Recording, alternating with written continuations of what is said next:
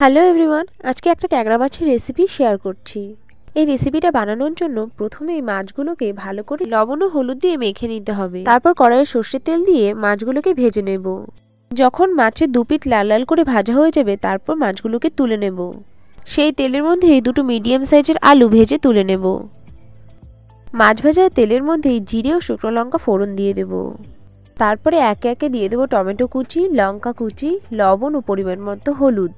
তারপরে দিয়ে দেবো আগে থেকে ভেজে রাখা সেই আলুগুলোকে। সব কিছু ভালো করে কষিয়ে নিয়ে তার মধ্যে দিয়ে দেবো পরিমাণ মতো গরম জল। আলুগুলো 70% সেদ্ধ হয়ে গেলে তার মধ্যে দিয়ে দেবো আগে থেকে ভেজে রাখা সেই মাছগুলোকে। তরকারি নামানোর আগে সামান্য পরিমাণে জিরের গুঁড়ো ও ফ্রেশ ধনেপাতা দিয়ে নামিয়ে নেব। তাহলে তৈরি মাছের ঝোল।